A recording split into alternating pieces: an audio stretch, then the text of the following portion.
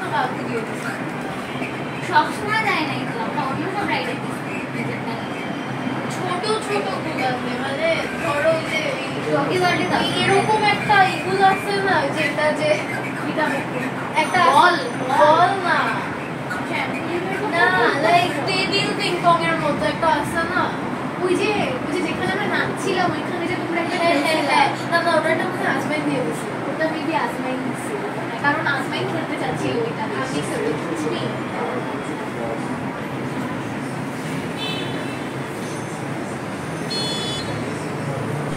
আসসালামু আলাইকুম সবাইকে। আশা করি আল্লাহর রহমতে সবাই ভালো আছেন আর আলহামদুলিল্লাহ আমি নিজেও ভালো আছি। তো এখন বেলা প্রায় 3টে 3:30 বাজবে। আমি রান্নাঘরে চলে এসেছি ইফতারি রেডি করব বলে। আজ এত তাড়াতাড়ি ইফতারি রেডি করার একটাই কারণ, আমি আগের ব্লগে বলেছিলাম বাসায় আমার ইফতার পার্টির অ্যারেঞ্জ করেছি। তো মাঝখানে কয়েকটা দিন চলে গেছে, আমি পরপর ভিডিওটা আপলোড করতে পারিনি, যে কারণে একটু বলে নিলাম। সেই ইফতার পার্টির অ্যারেঞ্জেরই আমার এটা সেকেন্ড ভিডিও। তো যাই হোক, আমি এখন ইফতারির জন্য পেঁয়াজু, বেগুনি, চিকেন ফ্রাই, আলুর চপ এগুলো ভাজি করব। আর এগুলো ভাজতে একটু তো বেশ সময় লাগে, যে কারণে একটু সময় নিয়ে চলে আসলাম। তারপরে প্লেটগুলো রেডি করতে হবে। বাসায় যখন কোনো পার্টি থাকে বা কোনো গেস্ট ইনভাইট থাকে, তখন কিন্তু আমার মাথার মধ্যে একটা জিনিস খুব পিন করতে থাকে, সেটা হলো আমি ঠিক টাইমের মধ্যে খাবারগুলো সার্ভ করতে পারবো কিনা। এটা শুধু আমার মনে হয় আমার না, অনেকেরই এই টেনশনটা কাজ করে, আর আমার বোধহয় একটু বেশিই করে, যে কারণে আমি চেষ্টা করি সব কিছু একদম প্রপার টাইমের মধ্যে কমপ্লিট করে ফেলার। তো সেই কারণে একটু আগেই চলে এসেছি, যেন একদম পারফেক্ট টাইমের মধ্যে আমি সব কিছু রেডি করতে পারি। আর চিকেন ফ্রাই করতে কিন্তু একটু সময় লাগে, তাই তো আমার মনে হচ্ছে যে আমার এক চুলো চিকেন ফ্রাই করতে হবে, অন্য চুলোতে অন্য সব ফ্রাই করতে হবে। মানে ওই যে পেঁয়াজু, বেগুনি, আলুর চপ আর চিকেন ফ্রাইটাও একটু সময় নিয়ে না করলেও কিন্তু ভালো লাগবে না। মোট কথা যে কোনো ভাজাভাজি জিনিসই কিন্তু একটু সময় নিয়ে ভাজলে জিনিসটা খেতে অনেক মজা হয়, ক্রিস্পি হয় আর টেস্টটাও ভালো হয়।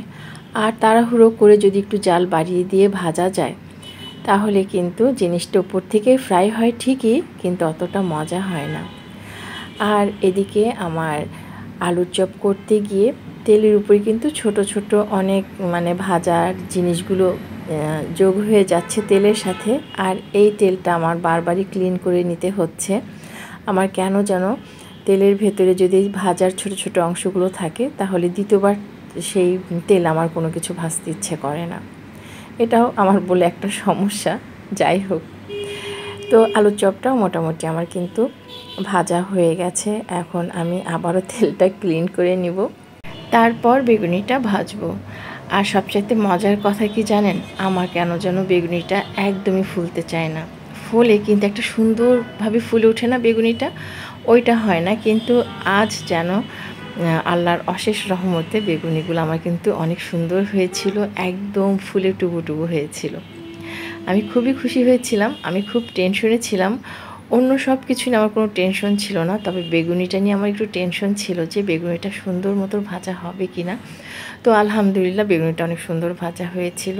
আর এদিকে আমার ছোট বোন রূপা, আম্মা, ওরা সবাই চলে এসেছে। আজ আমার গেস্ট ছিল আমার 2 ছোট ভাই বোন আর আমার বড় ভাসুর আর দেবর। তো রূপা এসে আমাকে অনেকটা হেল্প করেছে। রূপা, রনি, আমার 2 ভাই বোন, ওরা এইসব কাজে যথেষ্ট হেল্পফুল। আমার টেবিলগুলো, গ্লাস, শরবত এগুলো ওরা সবুজের সাথে সাথে ওরাও সুন্দর মতো কমপ্লিট করেছিল, যে কারণে এই দিকটা আমাকে আর দেখতে হয়নি। সত্যি কথা বলতে, এই কাছের আপন মানুষগুলোকে নিয়ে একসাথে ইফতারি করার যে ভালো লাগা, আনন্দ, সেটা আমার কাছে কিন্তু সম্পূর্ণ ডিফারেন্ট। আমার খুবই ভালো লাগে এই মানুষগুলোকে একসাথে নিয়ে একবেলা ইফতারি করব। আমি তো আগে বেশ কয়েকবার রোজার মধ্যে ইফতারি অ্যারেঞ্জ করতাম, কিন্তু করোনার পর সব কিছু বদলে গেছে। সেই আগের মতো আর কিছুই হয় না। সেই যে একটা গ্যাপ তৈরি হয়েছে, ওই গ্যাপটা আমার মনে হয় আজও ফুলফিল হয়নি। তো তখন যেটা হতো, একবার শ্বশুর বাসার মানুষের জন্য একবার ইফতার পার্টি অ্যারেঞ্জ করতাম, একবার আমার ভাই বোনদের জন্য ইফতার পার্টি অ্যারেঞ্জ করতাম, আবার আমার খুব কাছের ফ্রেন্ডরা ছিল তাদেরকে নিয়েও একবার ইফতারের অ্যারেঞ্জ করতাম। আমার কাছে সময়গুলো খুব মানে স্মৃতিমধুর হয়ে আছে। সত্যি কথা বলতে আমি সময়গুলো খুব ফিল করি। তো এখানে সব বড়রা ইফতারি করছে, তো চলেন দেখে আসে আমাদের বাচ্চারা কোথায় ইফতারি করছে।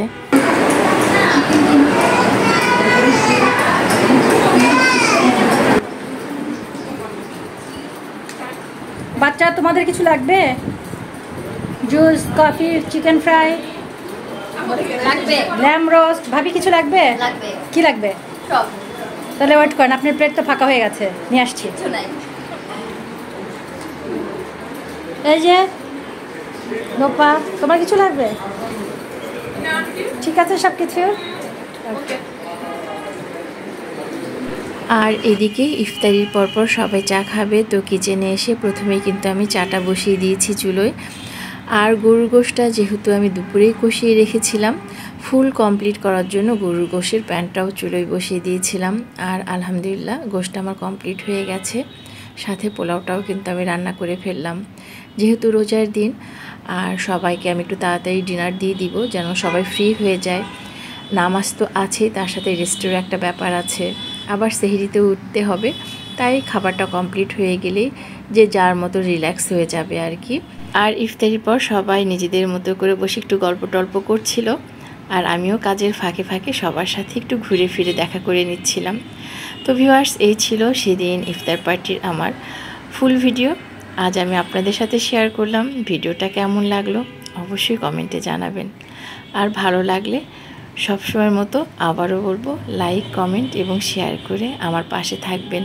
আপনাদের ভালোবাসায় আমার পথ চলার কিন্তু একমাত্র সঙ্গী আপনারা আছেন বলেই আমি আছি। আপনারা যখন থাকবেন না আমিও থাকবো না। আর আপনাদের এই আন্তরিক ভালোবাসা এবং সাপোর্টের প্রতি কিন্তু আমি সবসময় কৃতজ্ঞ। আপনাদের জন্য আমার সবসময় শুভকামনা এবং দোয়া। তাহলে ভিউয়ার্স, আজ এ পর্যন্ত, আবারও দেখা হবে নতুন ভিডিওতে। ততক্ষণ পর্যন্ত সবাই ভালো থাকবেন। আর হ্যাঁ, রমজান এবং ঈদের শুভেচ্ছা থাকলো। এবং কে কোথায় ঈদ করছেন, কে ঢাকায় আছেন, কে ঢাকায় বাইরে যাচ্ছেন, অবশ্যই কমেন্টে জানাবেন। আপনাদের সাথে তো আমার যোগাযোগটা ওই কমেন্টের মাধ্যমেই, তাই আমি তো আমারটা আপনাদের সাথে শেয়ার করি। আপনারা যদি কমেন্টে আপনাদের ছোট ছোট কথাগুলো আমার সাথে শেয়ার করেন তাহলে কিন্তু আমারও অনেক ভালো লাগবে। তাহলে আজ এ পর্যন্ত, আল্লাহ হাফেজ, টাটা।